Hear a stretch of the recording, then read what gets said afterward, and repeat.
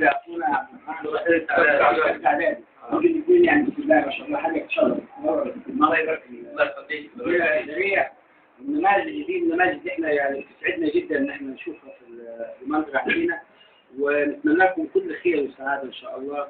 وزي ما انتم مجتهدين في الانشاد الديني الشباب اللي تكونوا مجتهدين برضه في العلم وفي الدراسه، وتحققوا النجاح على المجالين، على المجال العلمي وعلى المجال الهوائي، لان دي بعتبرها هوايه كويسه وصوره جيده لطالب الازهر، لان طالب الازهر كان يعتبر قيمه وقامه في حد ذاته من بدايه الدراسه. يعني طالب الازهر وهو ماشي في الشارع هو نموذج يقتدى به بالنسبه لباقي الطلاب في الشارع الصعيدي، لان الازهر هو علم على مستوى العالم. وانت ما دام لابس الجبه والطربوش والكاكولا دي فانت بتمثل شيخ الازهر شخصيا. فاي سلوك انت ايجابي بينسب ليك، واي سلوك سلبي بينسب ليك، لان ما بيقولوش عبد الرحمن او يقولوا محمد، لا بيقولوا لا الطالب هذا الطالب ازهري. شايفين الطالب الازهري، فاذا كان سلوكه جيد فيقول طالب ازهري جيد ممتاز مفرح وبسم الله ما شاء الله، والناس تلقاها فرحانه بيه. ولو كنت موظف تلاقي الناس بتقوم عشان تقعدك ويعني تقدرك. لكن لو صدر منك سلوك سلبي الناس بتشمئز، لانه يقول لك مش معقول كل مؤسسه دي ده بيمثلها. فاحنا يعني دايما بننصح ابنائنا الطلاب دايما ان هم يلتزموا بالسلوك الاخلاقي المثالي اللي هو تعلموه من خلال دراستهم والمواد اللي بيدرسوها داخل الازهر الشريف، وبنفخر بيهم احنا في كقياده هنا في المنطقه.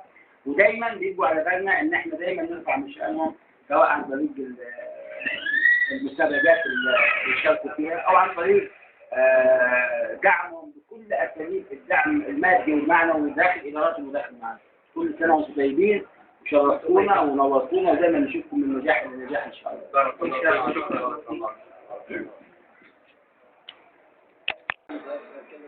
تعرفنا على نفسك والطلاب الموجودين معك.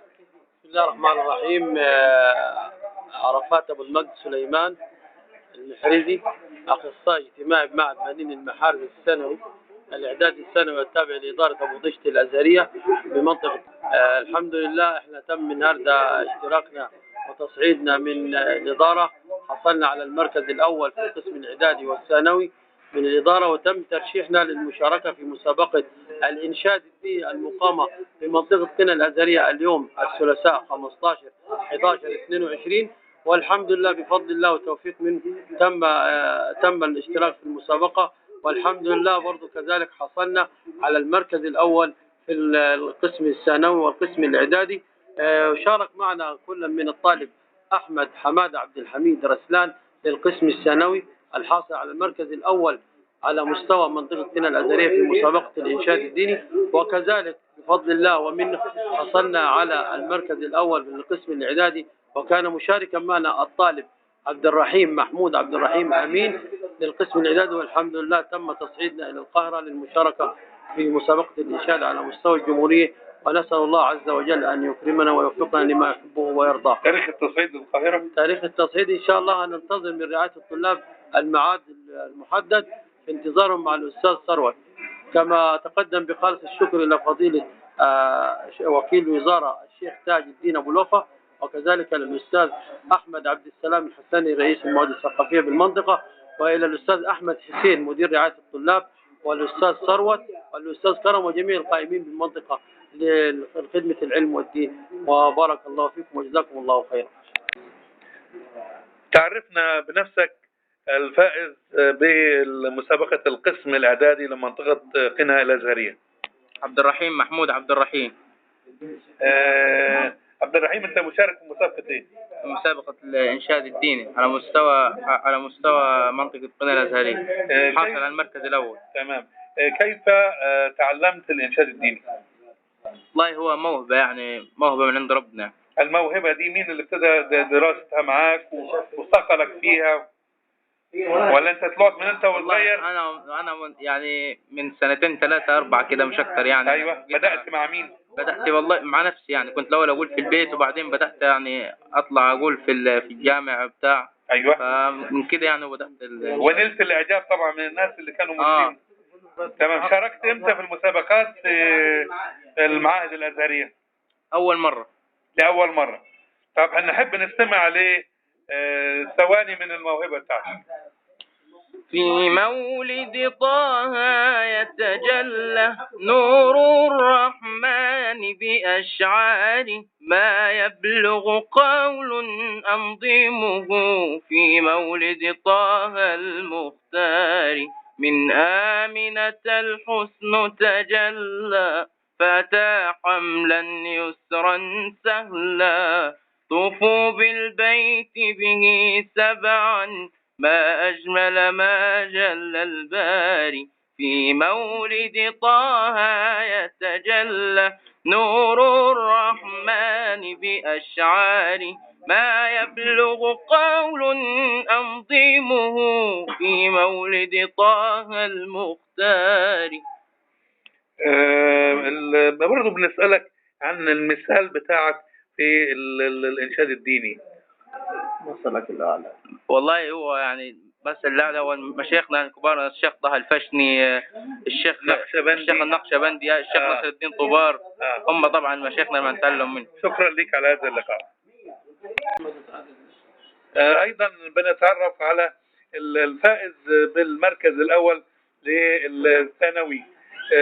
تعرفنا على نفسك وتكلمنا عن كيف تعلمت موهبة الإنشاد الديني. أحمد حماد عبد الحميد رسلان، الفائز بالمركز الأول في الإنشاد الديني في الثانوي. كيف تعلمت الإنشاد الديني؟ تعلمته عن طريق السماع يعني لمشايخنا الكبار الشيخ محمد عمران، الشيخ نصر الدين طوبار، الشيخ طه الفشني، والشيخ السيد النقشبندي. في حد تولى متابعة الموهبة بتاعتك في المكان اللي انت فيه؟ الشيخ عبد الرحمن، الشيخ معلم يعني. ده مدرس ايه؟ اللي هو بيحفظنا القرآن يعني. بيحفظك القرآن؟ حفظني القرآن كامل الحمد لله. ده معنى ذلك انك انت برضه في القرآن الكريم صوتك جميل جدا. تمام. توليت انك انت تحاول انك تقرأ قرآن كريم في اماكن مختلفة بين الناس انا اصلا يعني قارئ. قريت يعني في حفلات وزي كده يعني محافل. جميل. لكن يعني شاركت في الإنشاد الديني. احساسك بايه بعد ما انت فزت بالمركز الاول في الإنشاد الديني؟ الحمد لله يعني. وصاعد إلى القاهرة حيث المشايخ الكبار في إحساس جميل يعني الحمد لله. هل أنت هتتضم للنقابة بتاعت المنشدين الدينيين ولا لسه؟ بإذن الله إن شاء الله. إن شاء الله رب العالمين. عاوزين نسمع منك جزء صغير يبين لنا الموهبة بتاعتك. خير البرية نظر إلي خير البرية نظر إلي ما أنت إلا يا طه كنز العطية ما أنت إلا يا طه كنز العطية يا بحر فضل وتاج عدل يا بحر فضل وتاج عدل يا بحر فضل وتاج عدل جد لي بوصل يا حبيبي قبل المنية. جميل جميل جميل. المثل الأعلى ليك في الإنشاد الديني مين المنشدين كبار؟ مشايخنا الكرام يعني برضو النقشبندي ومحمد عمران ونصر الدين طوبار ونصر الدين طوبار. طيب بنشكرك على هذا اللقاء. شكرا.